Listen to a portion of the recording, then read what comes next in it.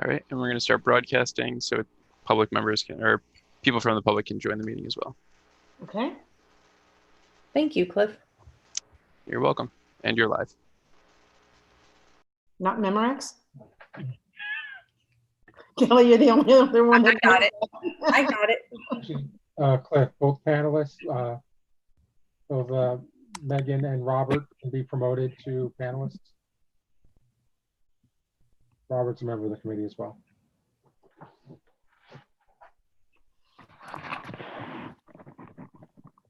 Did Megan come to one of our prior meetings?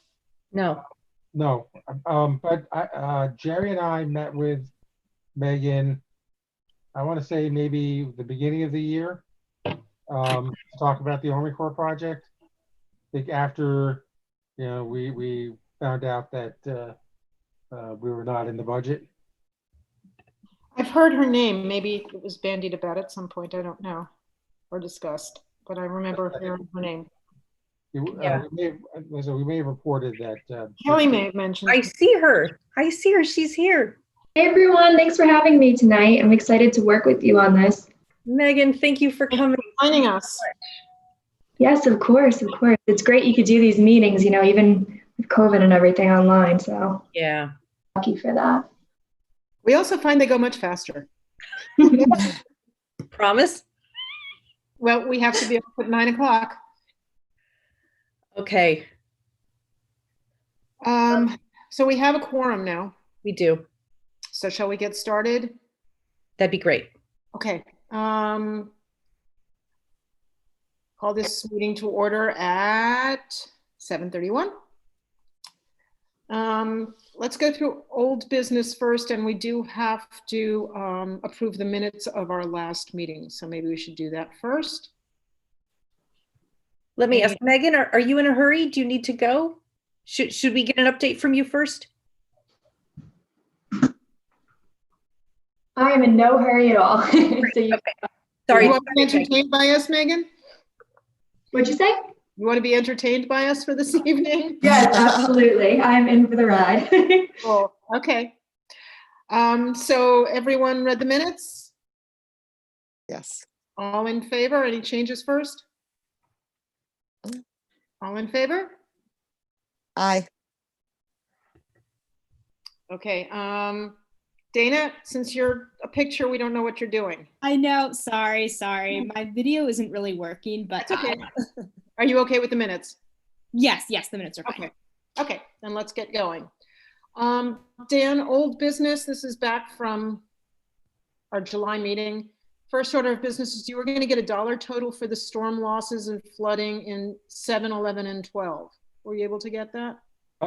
Not yet. We kind of got sidetracked getting our losses from Isaias in August and September. So that was a very costly storm for us. It was? Oh, from the power? Over $500,000. From the power being? No, just in terms of our response. And obviously the power outages impacted us greatly. Okay. Second point, County Executive Latimer suggested the Village of Mamaroneck send a letter to himself and to County Legislature Catherine Parker, requesting a commitment from the county to commit to the Army Corps portion, the county's portion of the Army Corps project, should it ever come alive again. Was that done? No, I think we submitted a letter in the past. I can dig it up and. You'd asked for a new one, a Yeah. recommitment to, or a re-request? Yeah, I can find that and gussy it up and revise it. Okay, when you send that, is it easier just to send us copies of it? Well, what I'll do is I'll put a draft together and maybe I'll share it with you, Peggy, just to make sure it. Okay. As the chair of the committee. Perfect. Is everyone okay with that? Yes. Okay. Number 3, where are we on the Anita Lane Bridge? They've started the work, actually. They did? Yeah, they've been over the last week. They were preparing moving the water from the area where they're going to install the new wing wall. So I Could know you that because please find out when they're taking the wing wall down? I want to watch it go down. I This don't is- know, but This I is know that 13 years worth of work. yeah, no, I got a call from a resident who was having complaining about the contractors making too much noise. So I know they are doing the work. I actually spoke or had a email back and forth with the county yesterday and today on getting an update. So basically, they're in the process of building the area so they can remove the wing wall. If you find out when the wing wall is coming down, please call me. Okay. I need to video it. I need to actually see that it's happening. Because that's really our first major flood project in the village after 13 years. You and maybe Talking. you and Manfred from Manfred's Kitchens can sit down on his back deck and Oh my God. Just let me know separately, please. yeah. Okay. Any further update on the Washingtonville community's request to remove the Waverly Avenue Bridge? You know, we had a meeting where they gave a presentation to the village board. Was that in July, Kelly, or was it August? I can't remember. It was August. August. So one of the commitments that the town and their engineers made was to look at some additional traffic analyses, specifically as to how the detour would look going down Point Avenue with a potential temporary traffic light. I know Andrew is actually one of the attendees, and I think he met with technically the town's engineer either late last month, early this month. I think they're trying to maximize and make sure that signal works to the best extent practicable. You know, at this point, there's been no decision or recommendation to do anything other than the replacement of the bridge. In terms of pedestrian traffic, it's going to have sidewalks on both sides of the bridge. You know, it will be, as pedestrian friendly as it can be made. That was one of the suggestions. Is there enough room on that bridge? Yeah, absolutely. Wow. Well, it might be a little wider than it is now, but the actual width of this driving surface isn't changing. But we're gonna, put another sidewalk on, so there's sidewalks on both sides, and have it connect to a river walk as well. Okay. Has anything been done by Save the Sound to test the water on the downriver side of the road to nowhere? I asked Peter Linderoth from Save the Sound a couple months ago. I have not followed up with him. I will do that tomorrow. All right. My frustration is we've been asking for this for almost a year, and it just keeps getting moved from month to month. Yeah, I don't know to what extent they were able to do a quality water monitoring program this year with social distancing, but I'll check. Okay.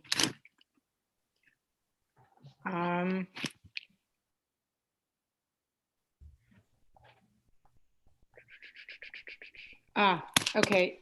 1602 Ellis, we want to have a discussion.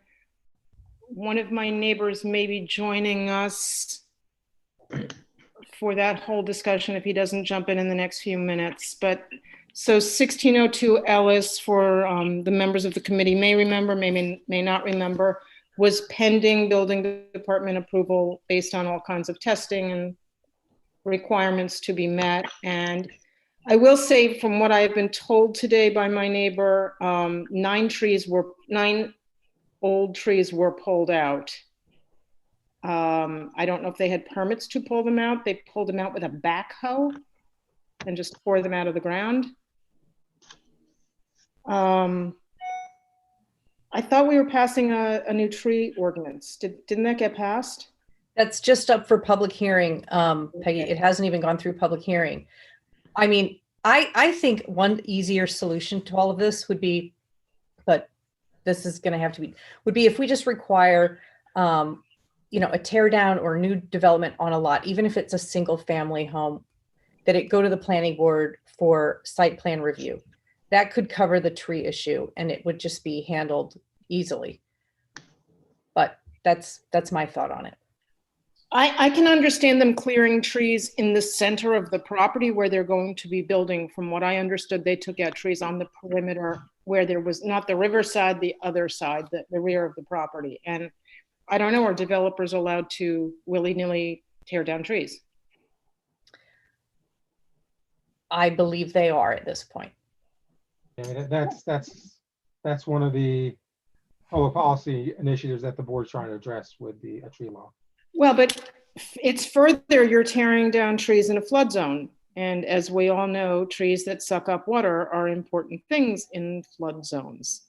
So here we have a property which is being built in a flood zone. Their residents have some concerns about that, as we've been sharing. And now further, we're tearing, it should be more restrictive about what you can do in a flood zone, not less restrictive, based on what trees do by nature, I think. Does anybody else have a feeling on the committee? Hello. Sorry? Oh, Mr. Ryan is just saying hello. Oh, hello, Paul. How you doing? All's well. How are you? Okay, I've been listening, but I couldn't get in on my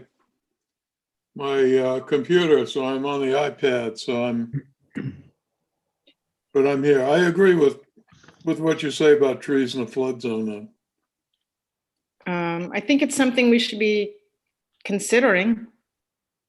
I don't know if that's independent of this tree law or if it becomes a section in the tree law. I would suggest that members of the flood committee appear at the public hearing on this law and voice those opinions. When that's going to be, Kelly? Dan, it's starting Monday, right? Doesn't the tree law hearings? I'm sorry, Tuesday the 29th. Monday's the holiday. Okay. Okay.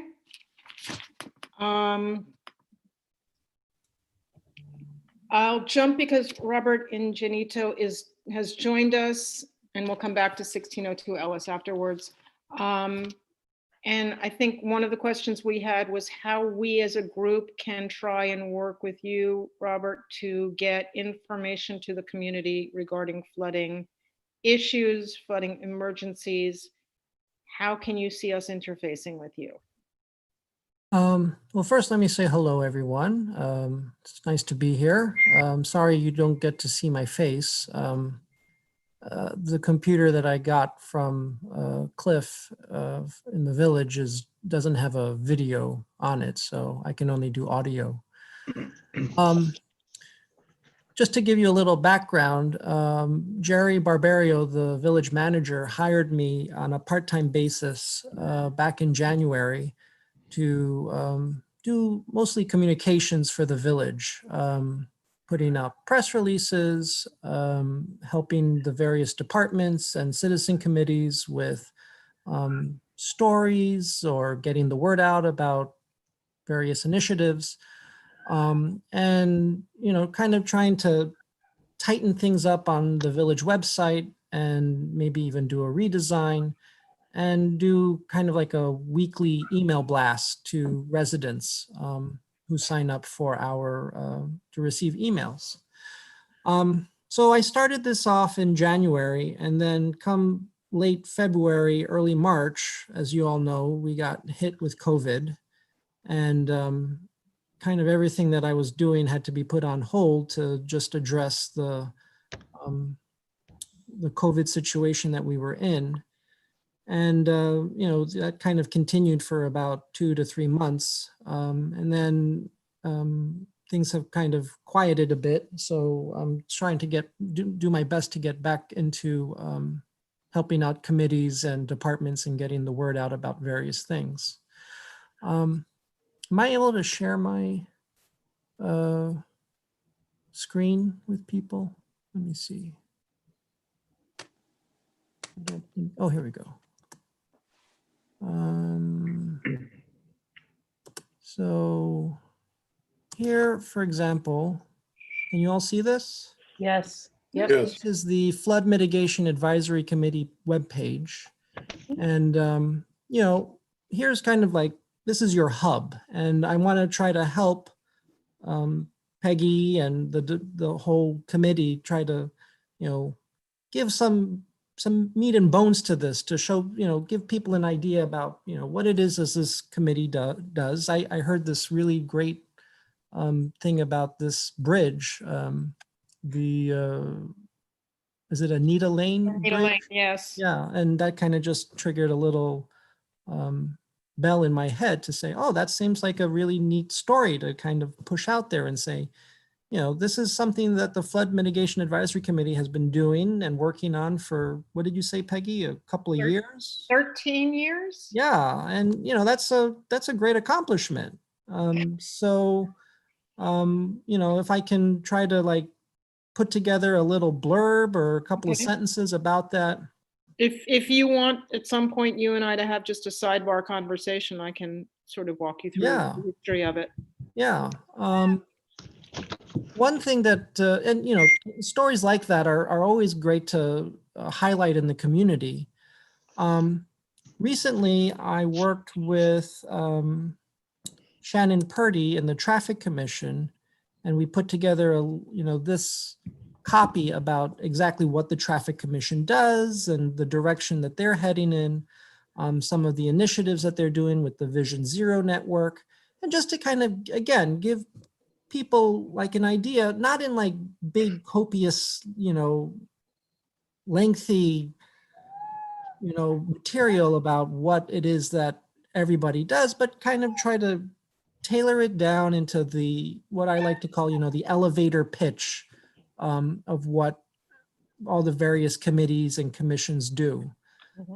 That way, for folks who are interested in volunteering and becoming involved in the village, we want to be sure that they have all the information that they need to make some informed decisions. We have a nice little kitty visiting us. Similarly, and this kind of goes along the lines of what we were talking about with the Anita Lane Bridge, this was something that I worked with the tree committee on for the village's Facebook page. Just, hey, here are some great trees that we are planting in our community that we're maintaining and keeping up. And, talk about the trees, talk about the tree committee, and, leave it at that. And hopefully it gets people interested in saying, oh, this is something that'll be of interest to me. I'd like to get involved with it. One of the other, I talked about the weekly emails that I do. This is one that I'm also particularly proud of in here, is the fact that the village broke its census participation rate from 20 years. We actually bested the response rate from the 2000 census. So, this was a little press release story that I put together. Jason Pinto, who's in the Parks and Rec department, he helped me get this picture and this nice little thermometer poster that we have at Harbor Island Park. And again, these are just kind of like nice little stories that I think people in the community appreciate and, get to know what's going on. And then usually every Friday, it just so happened, I've been dealing with a family emergency, so this email blast went out on Monday. But on a weekly basis, I send out these emails to folks who sign up of, all of the different meetings that are happening in the village.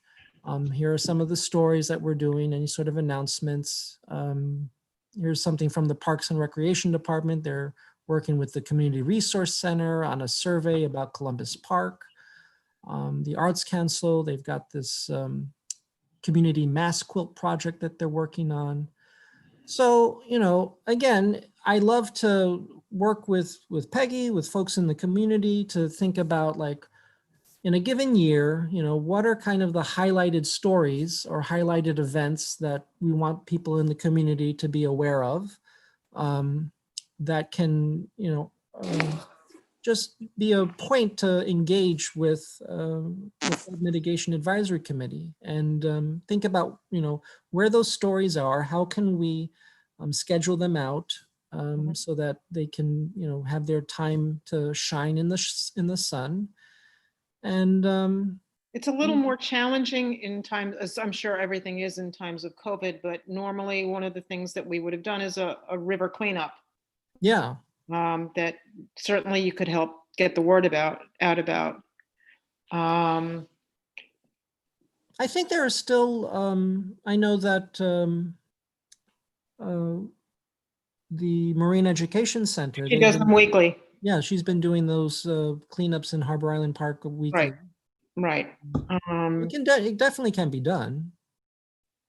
Well, I think because of the way we used to do them, I mean, one year Paul and Paul's wife and I dug out a car along a riverbank, literally, car parts. So you're kind of in contact with people. I think at this point, it's probably a little more challenging. Yeah. One thing, Robert, that the flood committee has talked about for a while is, putting up some hurricane season emergency preparation material. So that's something that we could do annually and, update it every year. Yeah. Talk about getting together a go bag and what should be in it and what's your evacuation plan. Right. Yeah, I think we have a page on the site about with the Red Cross. And what to do in case of emergency and flooding. Yeah. So we can Yeah, probably. and it's always a good idea to look at those things and see, well, what can we do to refresh that, make it a little bit more interesting for the new year. How many people do you have on your email list? It's somewhere, the number is changing, but I think somewhere around like 2,000 or So it can't hurt 2,200. to blast it out once a year. Yeah. Feature it once a year. And then it's again another point, like touch point, to say, here's this thing that the flood committee has put together. For more information about what they do, go to this webpage. Here's, talk with the members. But you wouldn't be the right place. I guess, Dan, everything comes through you in Jerry's office in terms of if there's a storm coming. All that communication goes. Oh yeah, in terms of getting messages out to the public, yeah. Robert's a big part of that because Robert is the one who administers and sets up all of our reverse 911 calls. So I actually did mean to mention to you after the last two storms where your weather service said we were going to get 6 inches of rain, and Weather Underground and NOAA kept saying 1 to 3. I think we should think about changing our weather service because they've been really off the last 2 storms, big time. And you said we're paying for that, right? It is a subscription service. Yeah, maybe we should look at that. I'm not sure how accurate they are. Dan had alluded to the fact that I write these, or I help administer those announcements that go out. That's in the world of what the technology is called. It's a reverse 911. Yes. So we record a message, we send it through the system. People, again, who sign up for the system are able to get this recorded message or a text message delivered to them. I want to point out, in my previous job, I used to be the communications director for a small private school. And part of my job was actually recording and sending out the snow day messages whenever the kids were off from school, which undeniably made me the most popular person at the school. Yeah, well, the flood guy's not going to be so popular here. Flood guy's not going to be so popular. Yeah, if when it comes to like those announcements about a hurricane or some sort of tropical storm or something that's coming up, if there is some materials that we have about hurricane preparedness, then that's a great opportunity to kind of remind folks about, go to this webpage to see what should be in your toolkit. Not to put any undue pressure on you, but September is National Preparedness Month. Yeah. Dan? Yes, Paul. Yeah, do we have it set up with the Hispanic Resource Center to run emails or voicemail messages through them to their members. Remember, they were kind of sensitive about that. It was going to go to Durandi and then she was going to blast it out. Yeah, or whatever. You know, like I said, the last one was Isa Ias. But, you know, I don't think that there was a lot of, there wasn't much information we had to communicate to the public other than, you know, the power's still out and we don't know when it's going back on. I think that we, you know, Durandi probably is getting these items, but I can make sure that, you know, that process is more, you know, make sure it's adhered to and all that fun. Yeah, probably really doesn't work. You know, we've got to have some system. Maybe Robert can work on it with them to make sure that, you know, the people in Washingtonville get notified. Yeah, I mean, the unfortunately with our reverse 911 system, it doesn't do an automatic, you know, we can't just do a call that gets translated. No, but if you, but on emails, Durandi can certainly Yeah. blast them out to her sphere of influence. Yeah. And we've honestly been talking about that for quite a long time. I think if I can just pipe in here, the onus of these reverse 911 call systems is, in order to be on it, you have to be the person to sign up for it. We can't, you know, there are certain privacy rules and regulations, like we can't just automatically appropriate people's lists And we know that. to send a message out. But and because not everyone will give you their email address, the suggestion, Robert, was to send everything through Durandi and she could then alert her. She's definitely on all of my lists, and she's getting all of those things. Are your lists the same as Dan and Jerry's lists? Yes. Okay. The thing is, like, you know, once it's out of my, once the message has been sent, I can't do much more to beyond that. No, then it's up to her. Right. Okay. But we can't ask for feedback. Did you get it out? Well, was there any reception? You know, what did the people think of the message? Did you get any feedback? Always a very good, yeah. I mean, with every message that goes out, there's always a good idea to get people's feedback on how well it was received. Hey, Robert, I'm sorry. Robert, do we ever send the messages, make them available in Spanish language? A few we've done. I've worked with Durandi on trying to get some messages translated into Spanish.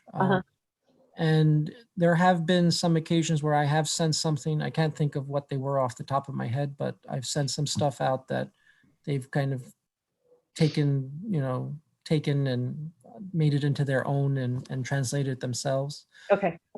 But I think like there were some things at the beginning of COVID where I sent something, or I put together something, it might've been about sanitation pickup. And I reached out to her specifically and said, can we get this translated into Spanish? Because I know it's a pretty important public health thing. Thank you. So, I'm sorry, there's no way to, on those reverse 911s to hear this message in English, press 1, to hear it in Spanish, press 2.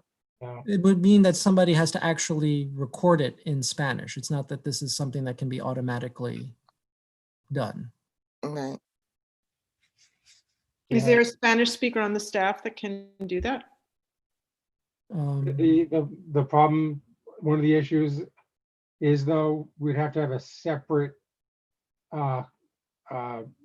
contact list Yeah, for that's people the who only problem. receive the call in Spanish, because basically it's, you know, it's basically a spreadsheet with several thousand names and phone numbers on it. It's right. You need to create a separate list. And you have people who won't give you their phone number. And as Robert mentioned, you have to subscribe to the system in that case. It's complicated. It gets a little complicated. Yeah. Okay. Megan, I was curious, and this is kind of on the side, but is there any information from Senator Schumer's office regarding the Army Corps project that you can share with us that you know of, other than we're on, it seemed, we were told we're on a hold? Yeah, absolutely. And that's why I wanted to join tonight is that, so back in April, and please someone stop me at any time, if I'm just repeating things you already know. But we received word in April that the Army Corps and the Army Office of Civil Works, which is basically the Army Corps' boss, cleared the pre-construction and engineering and design efforts. Although we didn't get funding this year for the actual new construction phase, Civil Works said that it would support the Army Corps starting the pre-construction engineering and design to pursue them and to pursue the remaining funding in FY21. Obviously a lot quickly happened at the beginning of this year, but I just wanted to see, the Army Corps told us that they were going to reach out to New York State DEC in April because as the project sponsor, DEC needed to fund some of that pre-construction and engineering design effort. So I just wanted to see, what the actual pre-construction and engineering design efforts are right now as it stands. We don't know, do we, Dan? Well, I think and maybe this is not the same exact thing, but when I think I had spoken with the Corps last year, I think I told the committee that there was about a couple $100,000 left. Money left over. And they were gonna, Right. pre-engineer design, they were gonna try and start designing one of the elements of the project. Right. And what my recollection was that element was gonna be the replacement of the Ward Avenue Bridge. That sounds familiar. Yeah, I don't know if that's what wound up happening, but that's what I recall from our discussions with the Corps. Great. That's helpful to know because, the Army Corps did indicate to us in April that they were ready to start some of that design phase, but they needed something from the New York State DEC to begin as a funding sponsor. So I think it'd be good, if you all in the village checked in with the DEC possibly, and I could check back in with the Army Corps, because although we didn't get the construction funding that we all really want, and, the senator believes is unfair, I think that's important to be monitoring too, this pre-construction and engineering design, because the Army Corps did indicate to us in April that this parts of this project could be done now. Who's our contact now at the Army Corps? Who's running the project? I can't recall her name right now. It's not Matt. It's Yeah. under Matt. Mingia. I know she's actually a Is that somebody who lived fairly locally? Yeah, no, she lives up in Harbor Heights. I can't remember her name. Janine. Oh God, she's gonna watch this movie and hate watch this. Sorry, Janine. It's just been so long. Mingio.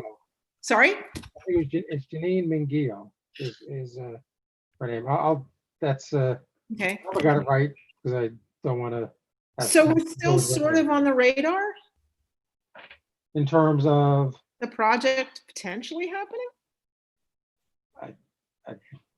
I would defer to Megan on the machinations at the federal level.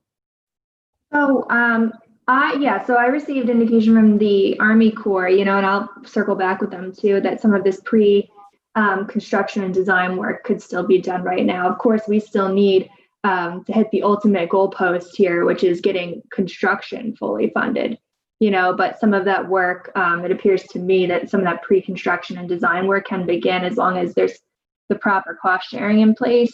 Of course, the state has been very hit by this pandemic, but I think that's something that's definitely worth you all looking into from a pre-construction and design standpoint while we still, think of solutions here for the actual construction of this project. As you know, focusing on the next steps right now, it seems that the Army Corps and Civil Works support the project, whereas this Office of Management Budget formula that they use is really the holdup. And I'm sure you've all seen that letter, and I can provide it, if you haven't, that this formula just didn't account for this loss of human life, this great loss of human life. And I'm so sorry that you all had to witness firsthand in Mamaroneck. But, that we have a few options for getting the actual construction funding going. But I think, separately, pre-construction, something you should absolutely, as this committee, be monitoring and seeing, what pre-construction options there are right now. Because as Dan was saying, there was some talk of funding being there for that if the right cost sharing was there. Dan, do we have the name of someone at the DEC that is a contact on this project in particular? Well, the state contact is someone named Al Fuchs. Okay. There are other folks at DEC that are involved with it. I can go through some of the notes. Thank you so much. Yeah. Megan, this is the best news I've heard in months on this. Yeah, project. I'm shocked because we really were under the impression this was Dead? dead in the water. Yeah. Yeah, and I know it was very, very disheartening, to see the actual new start construction, because of that, what we think is very bureaucratic formula, for the benefit cost ratio that it doesn't seem to account, at least for the loss of human life. Right. You would think that this project would be top of the pile. And that's what the senator thinks too. But, for the pre-construction and design, it seems that can still move forward, but the actual new starts construction is like what our fight has to be right now. So there might be a few options. So first, of course, we can convince the Office of Budget that the loss of life has to override, their low benefit cost analysis, which is kind of what, the senator, along with Senator Gillibrand and Congressman Engel pushed for in that letter that I just referenced. We could wait for supplemental appropriations funding or an emergency declaration. But again, we don't want to see another emergency have to happen like this to get this funded. So, that's not, at least in my mind, the top way to do this. And then the last thing is that we were looking at, and this is what I mentioned to Kelly a few weeks ago, is that in the next COVID infrastructure package, maybe there would be a way to allocate some additional funding to the Army Corps. I've talked to my team about this, and to be candid, there's a lot of uncertainty in Washington right now as to taking up any emergency stimulus or infrastructure bill in the near future, and the senator's fighting hard for that too, especially for the state and local aid that I know, Mamaroneck and New York State must need desperately. But, maybe this project we had some talks about could be viewed as a candidate. Given the design can, happen relatively quickly, it seems, and go to construction if it's funded. But yeah, I just want to make sure with the pre-construction and design stuff, if there's funding, we're identifying those cost sharing options here. And if there's anything you need from us, please let us know. Yeah, I'll reach out. I had no idea that this even happened in April. Right. Hey, Megan, I just want to add too, I know that letter was written by Senators Schumer and Gillibrand and also Elliot Engel. And as you know, we're losing Elliot Engel, but Peggy has already reached out to Jamal Bowman, and he has been very receptive to her. I think you missed that at the beginning of our meeting. And so she's bringing him up to speed. Yeah, I actually, George Latimer had recommended reaching out to him, which I did. And I couldn't believe it. Within 10 minutes, he responded back. And we set up a call, and sometime in October, he wants to come up here and see what all the fuss is about. And he said he's very interested in getting this through. Absolutely. And we're looking forward to partnering with him on that, as we continue this, because unfortunately, this has been a years-long endeavor. We want to keep pushing for this, especially in the coming months. So hopefully, everybody sounds like Jamal is very excited to get this going too. And we're excited to partner with him on this. So, and I'm glad that I'm here with the committee, it's just really helpful when everyone's on the same team pushing for the same thing. Thank you. And it's part of this 13-year we've been at it. So whatever we can do to help, we're certainly here to help. And I know the village is too. Absolutely. So for an action item, I'll come back to Army Corps tomorrow and ask, if there's been any updates. And if, the village could just reach out and see, where the project stands from the local, standpoint with pre-construction and design. And I'll do the same on my end. Thank you. And if you need anything from the committee, just let us know. And ditto, Dan, if there's anything we can do to help you. Cool. Cool. That's good That's news. excellent. Okay, should we go on back to Ellis Place? Yeah. Robert had a question. Sorry, Does Robert have a question? No, I think it's. Robert has a cat. I'm just, yeah, Peggy, I'm going to sign off. If there's anything else that Thank you. need from me, but you and I, we can, I'm already starting to put together some things that I want to touch base with you on. So Okay, and we can loop in some of the committee people if they're interested to try and help too. great. Hey, Robert, I can also give you some, it was just coincidental, I just got it today, but some history of the committee, when it was formed, what it was formed to do. So I can send that your way. That'll be Paul great. and I are still here. Yeah. Founding members. Very good. Thanks, everybody. Thank you, Robert. Thanks. Thank you, Robert. Have a good Here's evening. another part of the discussion that I think we should be having is what we can do as a committee. And 1602 Ellis seems to highlight this to me.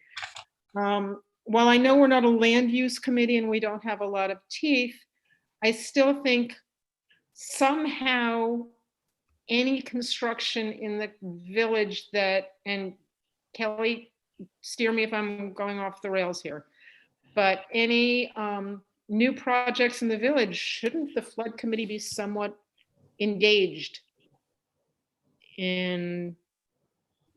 Well, here, I'll just give the committee some background, because Peggy and I talked about this a couple weeks ago, and there's this sense of frustration, I believe, that there's a lot of construction that goes on that seems to be against flooding regulations or best practices, and that maybe the flood committee should make its voices heard on these things as they're happening. So, if the flood committee wants to discuss construction projects that are of concern, that are in flood zones, I think it would be fine if they do. And if you want to then, as a group, just as you could individually, write a letter, send it in to the building department, the planner, the village manager, to Dan, just to bring the concerns of flood committee or flood committee members about flooding impacts to the attention of the village.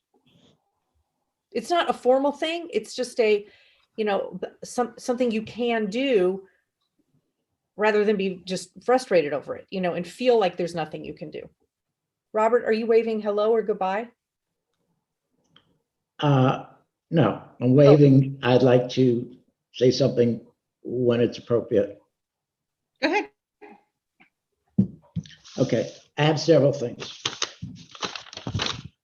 One, I was very happy to hear Mr. Engineer talk about adding information to the website. I think that's long overdue, and I think that's great. He said he has 1,000 people on his blog that he communicates with. There are 20,000 people in the village. We need to find a way to communicate with as many people as we can and let them know about information available on the website for a flood committee and all other things.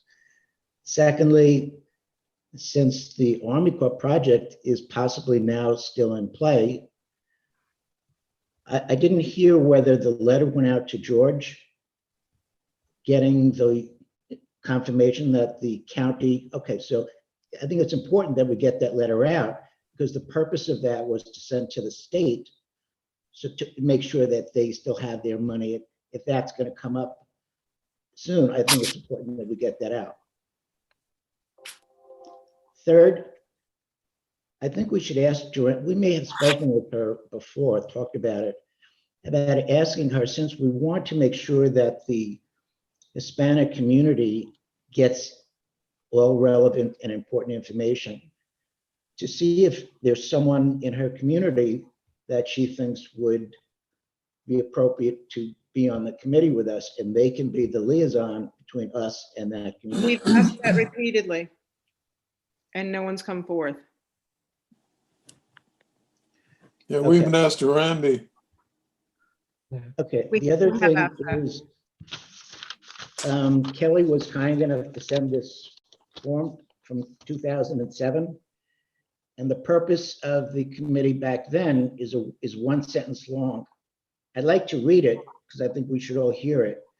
And then, based on what Kelly was saying, should we revise or amend the purpose of the committee and extend it beyond what we're doing, or are there other things we should be doing? So is it okay if I read the one sentence purpose? Sure. Assisting the village of Amerenik in identifying potential solutions to flooding, educating residents on flooding and safeguards, searching for grants, as well as hosting public meetings on flooding and flood mitigations. I don't know that we've done much, or if there's anything to do as far as grants. And as far as public meetings and getting information out, we certainly haven't done as much as we can or should in that area either. Yeah, so Okay. just Go ahead, just Dan. one thing on grants, we just got the announcement from the state about the not, it used to be called pre-disaster mitigation. They changed the acronym to BRIC, B-R-I-C. I can't remember off the top of my head. And the flood mitigation action grant is they're accepting BRICK? What did you say? a BRIC. I think it's building resilience. You said Resilient it's pretty. infrastructure. What? I'm sorry. It's basically hazard mitigation money that the state is now accepting letters of intent for us to look at submit grant proposals. So I reviewed that with our grant writer today. We're looking at our hazard mitigation program and various things that are in there that we could look at applying for. She asked about acquiring properties in the flood zone, and I mentioned, and Peggy knows the big issue, which is our even Real estate's a little too expensive. yeah, it's a house in Amerenik which costs $450,000, and I hate to pick on the Binghamton, New York area, but the same house in Binghamton is $80,000. Yeah. It's so hard for us to make the benefit cost analysis to get. Dan, what was it, like 7 or 8 people applied for those grants when I applied for the grant to raise the house, and Yeah, they and were remember, all you always- turned down. And you got half of what you really needed. So, Okay, yeah, but they were all flat out turned down Yeah. because this can make the cost benefit. yeah, Not even close. properties have only gotten more expensive since 2011, 12. Not even close to meeting the cost benefit ratio. Right.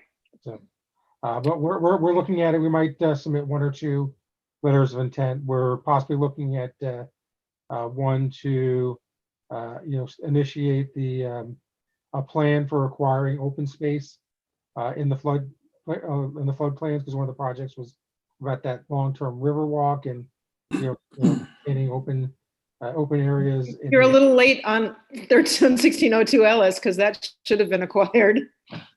But and then possibly the long-term planning for the seawall. Is there any money, Dan, available for people to raise their homes still? It didn't, there was nothing in there about acquisitions or elevations. Okay, Just, it was really acquisition of open space. okay, Not acquisition to tear down and got it. so, but I'll be working on that over the next week or so. Okay. So that's, a grant program that just did come out. Robert, I have to say the committee was technically, I guess, Paul, dissolved and reformed by Kathy Sabalt in 2008. Okay. Yeah, So there may be a very different mission statement. There is not. There is not. What I sent you today is all we have. I thought there was another mission statement written at that time, Paul, wasn't there? I don't recall. Okay. So regardless, we can certainly work on putting that together or reformulating it. No, we could change the mission statement or ask Yeah, the board maybe. to. Do you want to take a swing at that, Robert, and see what you come up with? And then we can all discuss it? Okay. I think one of our problems is that people are only interested in flooding issues when it's raining like hell. You know, if it isn't, it's hard to get, their attention and get them going on something. Is Ellis in the floodplain? It's in the floodway as well as the flood zone, yes. Well, if Yeah. it's in the floodway, it should, that's ammunition to get something in the, tree committee or wherever to make them deal with it. Well, let me update you. So my neighbors and I sent a letter to the board and the building department in December, I think, last year. And Jerry and Dan answered it on January the 10th. And I still have questions based on that. But basically what we were told was the building department file will be available for public review and specific documents can be requested through FOIL. Yeah. What we'd requested was answers to our questions and to be highlighted as things progressed. That didn't happen. And my neighbor was calling on a monthly basis to the building department to see what upgrades were, what the process was, and was told nothing to tell you, nothing to tell you, nothing to tell you. And yesterday the backhoe showed up on the property. He called the building department and they said, yes, permits were issued. Yeah, I did send you and the committee back in July 29th an email, letting you know what I had what I sent to our consulting engineer prior about 1606 Ellis, which was basically that the project was coming up for review. I sent him the memo that I had sent out to you back in January. So I wouldn't characterize that we weren't keeping people up to date about this. I certainly followed up with you. Nobody kept us up to date when this was being passed. We still have a lot of questions about how this was put through. I even spoke with you this morning and said, what sort of engineering has been done? And you said, well, you can FOIL it. And that is consistent with my memo back in January. And again, I did send you information back in July about this. Nothing of substance. Sorry. But for you to say that we weren't being upfront with you when you requested information. No, I didn't say upfront. I said you haven't been terribly communicative about our specific points. A general memo saying, please keep, I've reached out to the building department and the engineer. We haven't heard anything. All of a sudden, somebody heard something. And in July, I forwarded you the information I provided to our engineer based on the application that was submitted. But nothing came back. Somewhere between July and now, Dan, something came back and the permits were issued. But is it my response? I'm not saying you, maybe it's somebody in the building department, but Charlie Magnotta has been calling monthly and being told nothing's happening, we know nothing. He called yesterday and Kathy Guaragnola told him, oh yeah, the permit's been issued. I never spoke with Mr. Magnotta. I know, I think I may have emailed him once or twice. Dan, you're not the only person though in the building department. He was speaking with the building department regularly. But again, I sent you information on July 29th. There was that the application was in process. So application's been in process since December. The first application was to the BAR, which is in December. Then I think which you knew, because that prompted the original letter from. I'm aware of it. And we had questions for the BAR at that point. And we had objections to the way the house was being designed in a flood zone. And we were told too late, it's passed. Okay. But I take a little issue with you saying that we haven't been communicative. Yeah, Dan, you're talking in circles and you're saying the exact same sentence over and over again. Let's get past that. What can be done? This project, we'd like to know, what is the base flood elevation? Is the house 2 feet over the base flood elevation? We still don't know if a HEC-RAS was required. You said, well, not explicitly stated as a HEC-RAS study is required. This would likely be the underpinning of any report prepared and submitted by a licensed engineer. Were all of these things submitted? Were they reviewed? Who reviewed them? Did our floodplain administrator consultant review any of this? So everything was reviewed by our engineering consultant, Mr. Hildebrand from Callard Sessions. There's And several so the only way that a flood committee can get any kind of information, or we have to have FOILs in individual Does the flood searches. committee expect to be copied on every single piece of document? For In every the flood single committee, project? we've discussed this project in the flood committee. Therefore, shouldn't we be entitled to know what was happening and how these determinations were made? Because you know what? Things have fallen through the cracks over the years. And what we're trying to do is prevent that from happening again. Okay, I understand that, but if the flood committee is expecting to be copied on every controversial project or every single project in the floodplain, I mean, we couldn't get any work done. Then what's the point of our committee? Is the purpose of the committee to audit, building permit applications? We need some sort of security that this is being done correctly.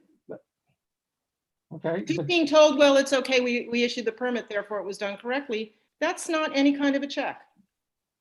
okay, but what I'm trying to ascertain is what are the expectations that you have for these reviews? I'm not certain. That's why Kelly and I had this discussion 2 weeks ago. What is it that this committee does, and how is it that this committee can help be sure that projects are properly built in the floodplain? We've had concerns about how Brixmore was built. Paul, you can certainly speak to that. How does this committee best work with a building department or a planning board? What is the point of having a flood committee if it has no involvement in building in a flood zone? If we're just going to be a paper tiger, what the hell's the use? And that's what we feel we are. Whoever it is doesn't listen to us. They don't act on what we're bringing to their attention. And all we get is yada, yada, foil, and, that just doesn't work. In terms of FOIL, I suggested FOIL because I didn't want to treat this application any different than I would treat any other application. If someone wanted information on any application, we would ask them to FOIL us for it. So that's why I suggested. If a member of the community or anyone writes you a detailed letter asking for specific information, it seems a little I think disingenuous to say, well, you'll have to FOIL for it if you want to find out what we've done.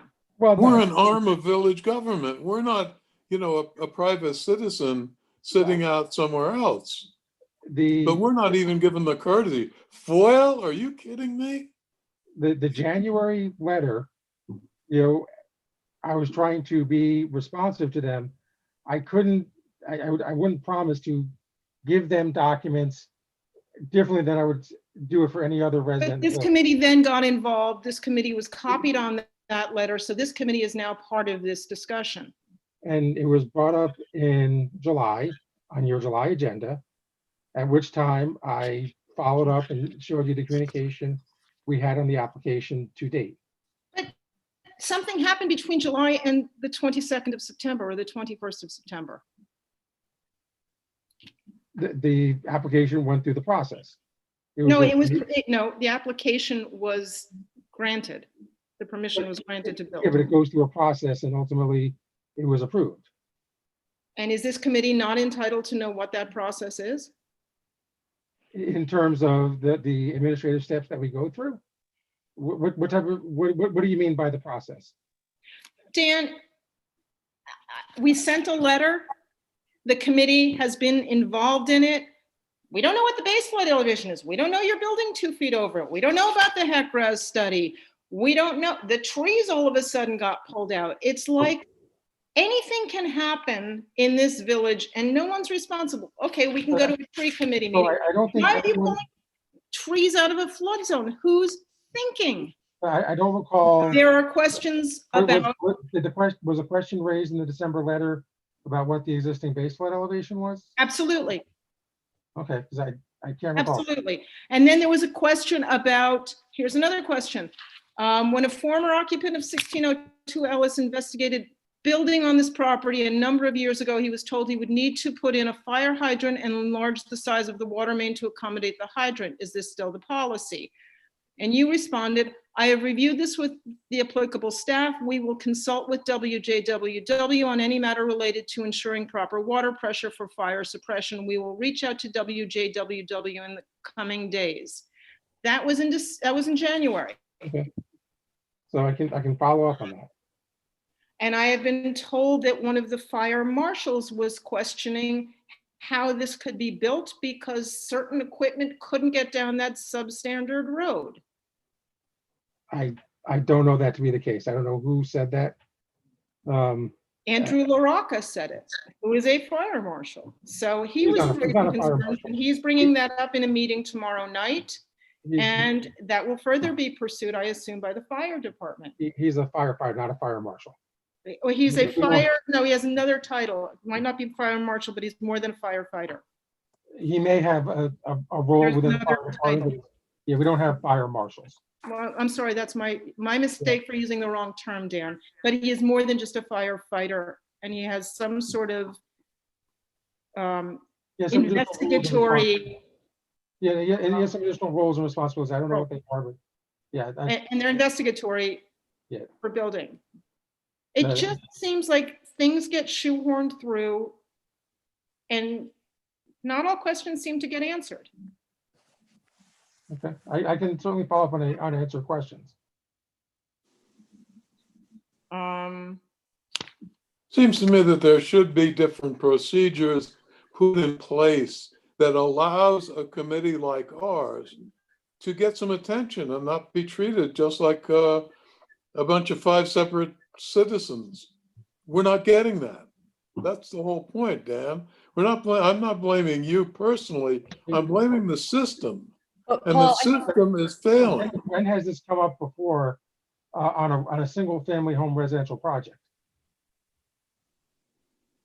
I don't know. This is the first one we were made aware of, but does it matter if it hadn't happened before? It's happening now. And this It is could be about you and me, Brooksmore, you Dan. know. This is about, as Paul said, process or lack of therein. No, but I wouldn't classify this one project as endemic of a larger issue. There were questions about Brixmore No, but raised by I'm this committee. talking in terms of single family homes. No. in general. Everything, Dan. No, I but don't that- care whether it's a high rise or, Brixmore, a private home. I understand, They're but all in the flood zone. yeah, but and those other projects go through a land use process. A single family home typically does not go through a land use process. But the results could be the same. And that's the problem.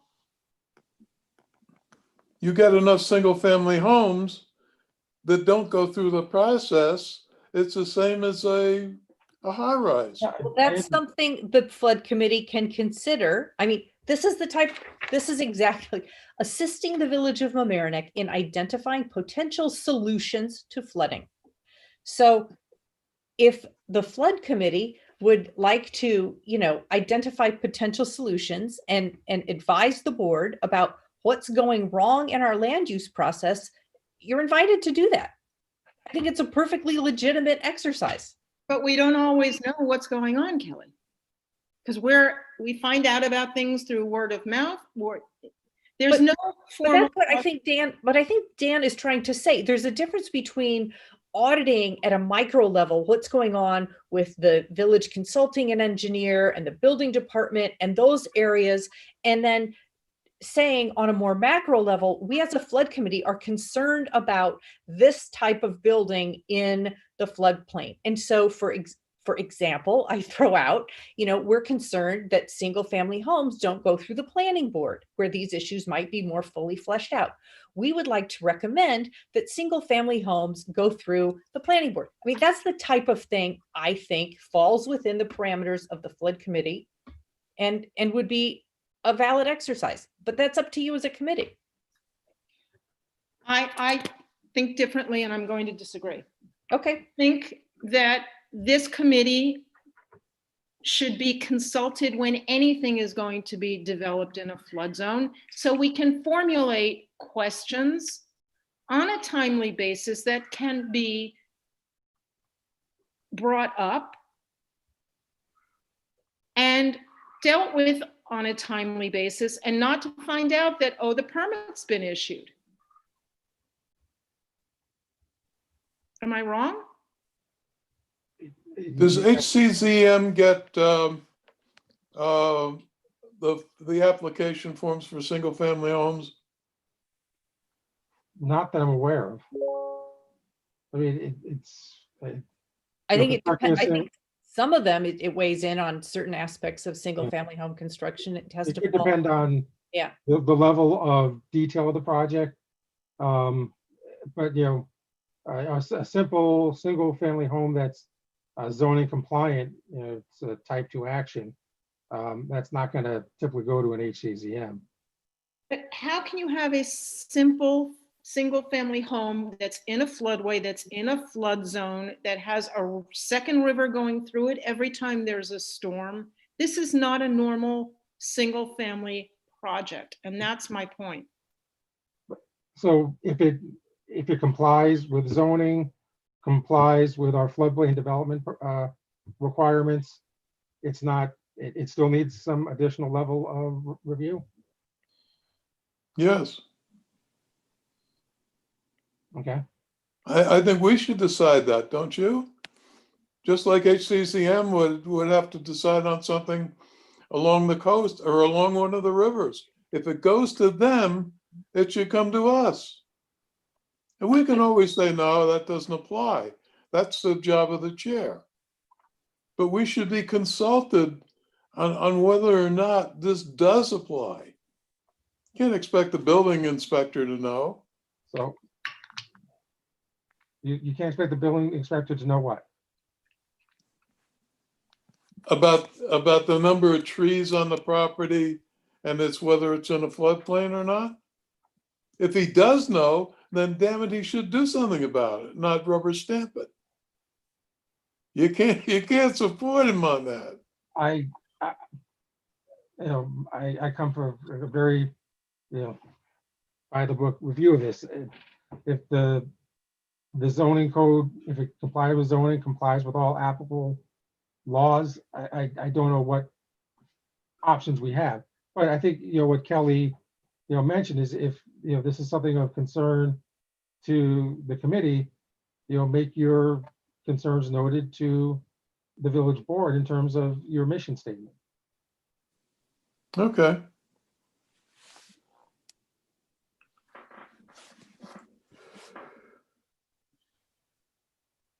Next, Peggy. Since That's all the I had. last meeting, Peggy, I'm sorry? it's Robert. Yeah, I know. Since the last meeting, there were some emails going back and forth in reference to Bricksport. Mm-hmm. I thought there would be some discussion about that or more participation. That's an example of something that we could have looked into.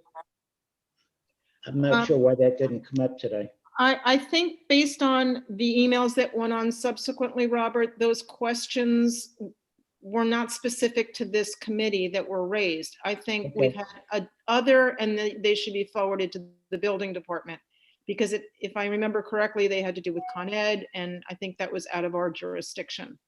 You know, like the substation or the transformer and the bollard. Transformer. Yeah. But I think Proper height. we've all had concerns about how the project was designed and why it wasn't developed over the base flood elevation the way that Maple and Rose was. That building, I'm sorry, I don't know the name of the building.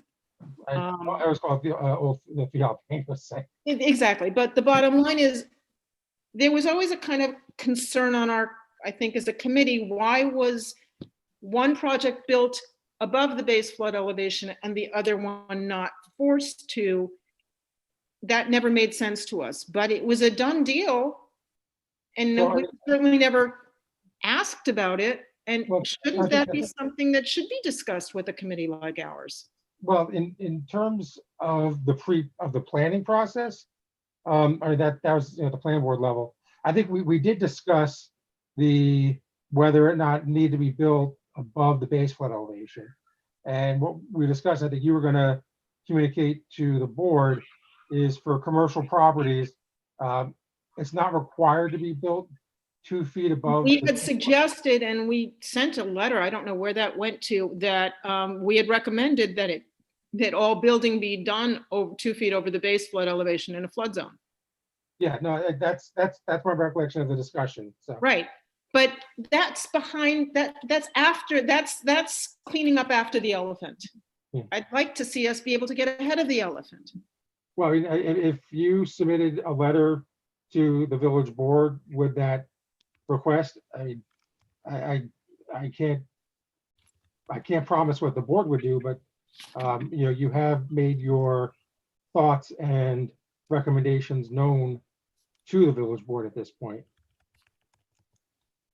I mean, you can certainly, ask again, reinforce the request, but I can't force 5 people to, and I wouldn't No want one's to. asking you. No, but I'm saying I can't, if you put your request on the board, I mean, that's all you can, that's what you've done already. What they do with the request is the board's prerogative, but you can certainly, make sure your request, resubmitted or asked to, talk with them about it. Okay, I mean, There's nothing- absolutely. Whenever you want to come before the board, I think let me that's know. one thing to Schedule do. us something, Yeah. but I would just suggest that as a committee, there be some, consensus, some just, of here's what we as a committee, majority of the committee Well, want to do. we had discussed this at length, and I think the committee had agreed, and correct me if I'm wrong, ladies and gentlemen of the committee, but we had said that we felt it was important that any new construction in the commercial zone, in the flood zone, be required to be built 2 feet over the base flood elevation.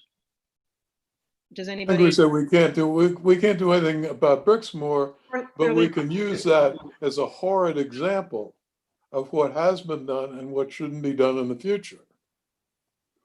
So we have to have it in writing, Peggy. Dane, we did. I know, I mean, Robert, it Dana, has to be agree to policy by that? the village board. The village board has to make it policy, and it has to be written for, Into our code. yeah, it's got to be part of the code. That's what we had suggested. Otherwise, we're Maria just, and Robert and Dana, do you agree? Because none of you have chimed in on this one. I agree with what you and Paul have just said. I do as well. I think it makes sense. Okay. So do we need to formally resubmit that? I think what you should do is put it in writing, what you would like in writing, and appear before the board and talk about it so that you can answer questions that other board members may have. Jerry may have some questions. The attorney may have some questions. I just think it's good to have someone there to really spell out exactly what you're asking for. Okay. sounds good. Well, should we get on the Tuesday calendar? It's too late, I believe, for that. Dan? Yeah, I mean, it's, Yeah. pretty much done with Can the you- agenda and. Email us the next slot available, and we could maybe get on in the beginning of a meeting and make a quick Work session. presentation. Yeah, I think the next meeting is The 13th. the 13th and then the 26th of October. 13th of October? Yep. Then you got the I 26th. think I have an LMC board meeting. Hold on.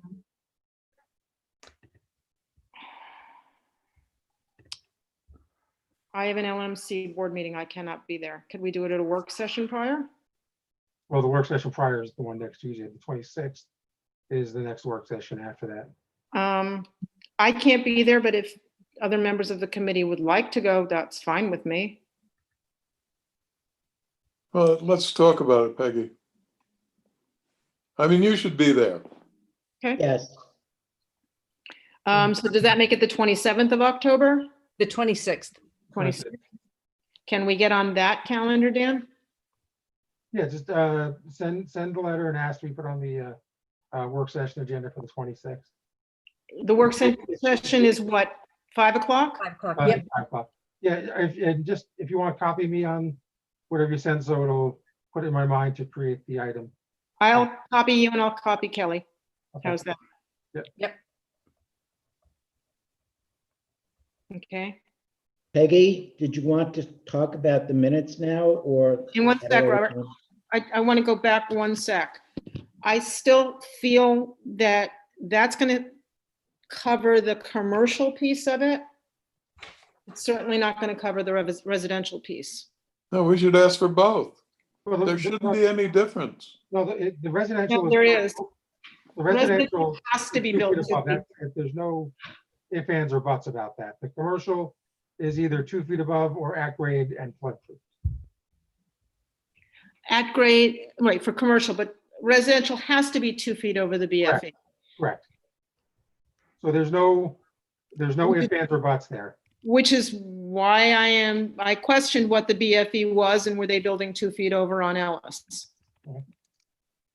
And I still maintain that, and we had discussed this, I will bring it up one more time. The way the house was designed, if you're facing the property, the river is on the right side, and they were putting the garage on the left side and the family room on the river side, which didn't make a lot of sense to me.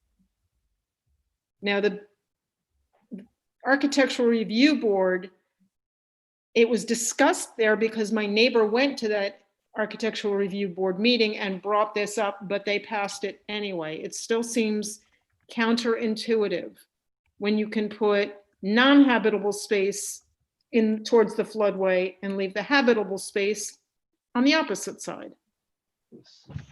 No, I think that's a judgment call, Peggy. You know, by the Board of Commission. By the Board of Architectural Board of Review. I don't think it makes sense, but that's their prerogative. Except I don't know that they necessarily understand what a floodway is and what they're not dealing with this all the time.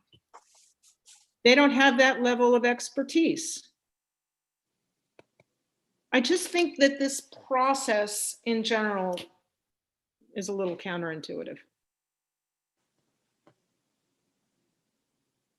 All right. And I'd like anybody's help to try and figure out how we can do this better, because I certainly don't know.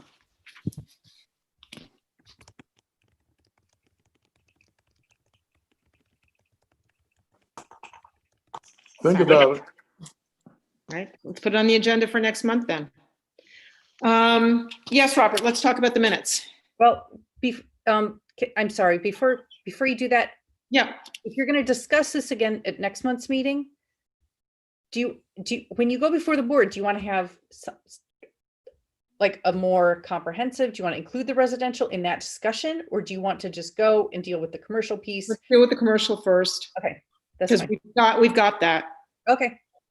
I think that makes better I sense. guess with the residential, what would you propose aside from the current 2 feet, the only allowed? 2 And feet? I'm saying process. I'm just not sure that, Oh, okay. I thought you were talking about the floodplain development law. Sorry. I don't think it makes sense to stick a house where it's being stuck in the manner it's being stuck in at all. And it seems to me that this committee knows more about flooding than other committees will, and will have different questions about building in a flood zone than other committees might. And we have no voice in the process.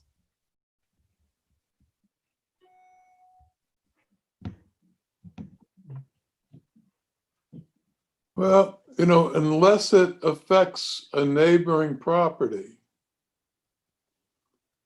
it's probably none of our business. You know, it's not like a commercial property where what you're doing affects everybody around you.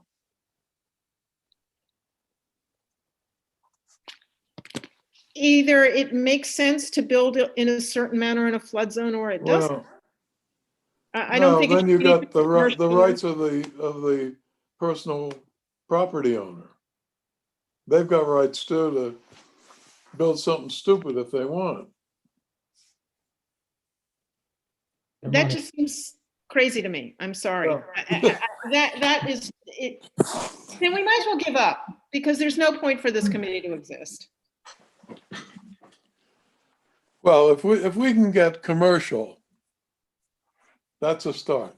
I have to say, Peggy, I strongly disagree with you. I don't think we're a land use board. I think that, you know, if you want to make recommendations, that's a great thing. But I think there's a lot for this committee to do that can benefit the community that doesn't have to do with telling homeowners how they can build their houses. I think, you know, the fact that there's nothing up on the website about hurricane preparedness, that's just, there should be something. The committee can work on that. I think, you know, hosting public meetings on flooding and flood mitigation, I think that would be a great thing to do in this community that happens to suffer from a lot of flooding. But Kelly, we've done them over the years, honestly. And at the end of the day, the answer of how to solve problems in the flood zone in this committee is the Army Corps of Engineer, and there's not enough money to resolve our problems. but I don't think you just throw up your arms and say, you know, there's nothing for this committee to do. I think there's a lot for this committee to do. Then, you know what, maybe I should have a different chair because I don't understand where else we can take this. And I'm feeling incredibly, excruciatingly frustrated. I know. by what went on. We brought this up as a committee. I brought this up to the committee since December. And I don't feel that anything has happened that's been positive. And to say, well, if people want to develop stupidly for residential property, okay, let's let them do it. I just think that's counterproductive. I'm sorry. I'm not expecting us to be a land use board. I know we're not a land use board. And that's a little insulting for you to say that. I know the difference. My apologies. But I do think we should have some sort of a say in what gets developed in a flood zone or to make recommendations on a timely basis to the people who are making those decisions. Peggy, I think we ought to take one battle at a time. Let's get the commercial done. Let's get, you know, something about the, you know, trees in a floodway. We're asking for an awful lot at the same time. But if we don't start thinking of this problem, it's going to be another 13 years and nothing's going to change. Well, one battle at a time, Peggy. So we'll resubmit this letter. The letter is done, Paul. That's done. We simply have to take it to the board. In terms of residential, if we don't start considering how this committee can have impact, then we're never going to get to a point where we can have helpful impact. And that's my frustration.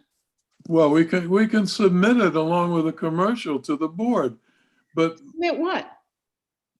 my stress would be on commercial and industrial right now. And the individual, I don't know, you know. Either we handle building in our community in a flood zone and a flood way to the best possible building practices and the most efficient systems, or we don't. I'm simply saying if we don't start thinking about what we can suggest this committee does to start moving this process in maybe a better direction, then we're never going to get anywhere. Oh, I think we will. But let's take it one step at a time. Let's see how we do with the commercial. And we can also mention residential and see what the experts, you know, the attorneys and everybody had to say about individual rights versus community rights.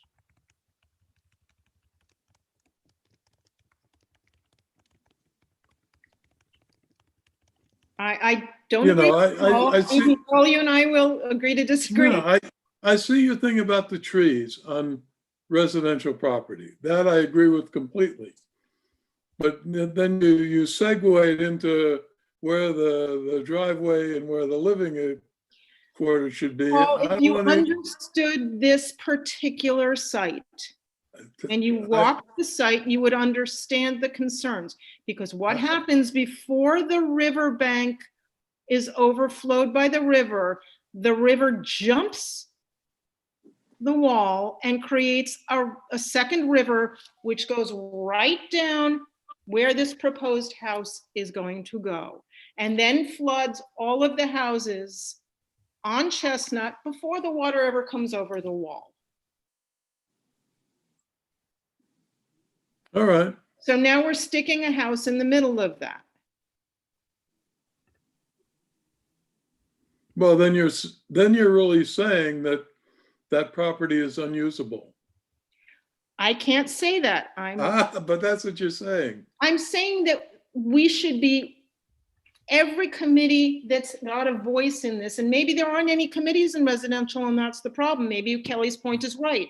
Maybe single family homes should go through planning, because too many of these hiccups aren't being caught. ARB doesn't know what the floodway is. Why would they? I didn't know about a floodway until I raised my house. I Well, just think there's got to be a way this committee can interface to make our other committees stronger and make better decisions. well, let's ask the board when we're in front of them. My battery's about to give out on my iPad, so I may get cut off at any Disagreeing time. with that? Pardon? I asked if Kelly is disagreeing with that, Oh. and she's sighing. No, I'm tired. Peggy, I know you have strong views on this. I think what I have heard tonight is a consensus of the board of the flood mitigation committee that you would like to go to the board with a recommendation on commercial building in the village. We have discussed putting that on the schedule for the 26th. I am hearing not consensus among the flood mitigation committee members about what should be done about residential. Well, that's why I don't want to go to the board on the 26th with that. We Right. need to have a consensus. And I think those are discussions that the flood committee should continue having, but I'm not a member of the committee. So That's you know. why I had said earlier, we should put this on the agenda for next month and everybody think about it. Yep. I agree. Okay.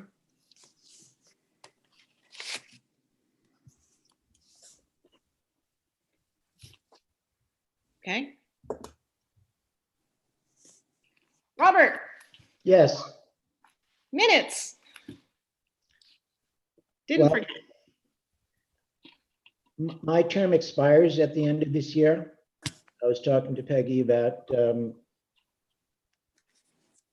somebody may want to consider taking over the minutes. And should we have a discussion about the content of the minutes, maybe revising the format? Perhaps Peggy pointed out that the minutes, the draft of the minutes should go to the members significantly prior to the next each meeting, which I have not done. And whether members would want an opportunity to insert comments or suggestions of their own in the minutes, or should we continue doing what we're doing now, which is not doing a lot of editing of recorded minutes? Well, my biggest concern is that if we do the minutes right before the next meeting, we forget what we had done. The minutes should be done pretty much when they're fresh after the meeting, I think, in everyone's Right. mind, or whoever's writing them's mind. And then sent out for review so that everybody remembers what we had just discussed. So they should be done, I don't know, a week or so. Maybe we could make a an agreement to do, whoever's doing them, do them maybe a week or so within a meeting All time. right, so I will do that for the rest of the term that I have. And then going we forward, you adopt can that. Have someone else do that as well. Robert, I think your minutes are fabulous. I think your format's great. Okay. Well, I don't have new business and old business, there are different formats people use for, I think your minutes are fabulous. okay, thank you. Very detailed. Far better than when I used to do them. Agreed. Thank Do you. you still have that funky notebook? Sorry? You still have that funky notebook with the, Which one? you have with the hardcover and the, okay, This one? yes. Of course. All right, with that, I think we should adjourn the meeting and we can talk about who would like to do it. Dana, Maria, maybe one of the two of you would like to take a go of it, or we'll see who else joins the committee. Andrew Scotts has mentioned to me he would like to rejoin the committee when his year is up, so. Who what? is that? Andrew Spatz. Okay, Okay. Peggy, we can also clean up, I checked Nerese, Nerese is on the committee. She has not been here, I don't believe, ever since I've been coming. she was She here came once. to one meeting. Her term also expires in December, but if you want to clear it out before then, you can write a letter. Do you remember I sent you emails? Done that, but I have done that, and Jerry said he would take her off the committee when he first started joining our meetings. Okay, But at this point, whether she's on or not, I don't know that it's. but we have one opening as it is. Correct, and we're going to have Robert's off in December, so we'll have to. I was just looking up. Robert and Nerese are up in December. Right, So they're the only two. right. Robert, I don't know how long you've been on and if you're eligible to up for a 6 second, years. but it's up And to he's you. done his 6-year term, Okay, then I'm sorry. but he'll come back again. And what we all do is we take a year off and then we come back. Yeah, I can see Paul found Yeah. still kicking around. I don't know, was it voluntary, Paul? Did we drag, or were you? I don't know. There's a little, You didn't pull a Lyndon little Johnson? coercion there, I think. Well, Robert, you'll have to come back then. Okay. Okay. I've enjoyed my time. It's been very entertaining and certainly very informative.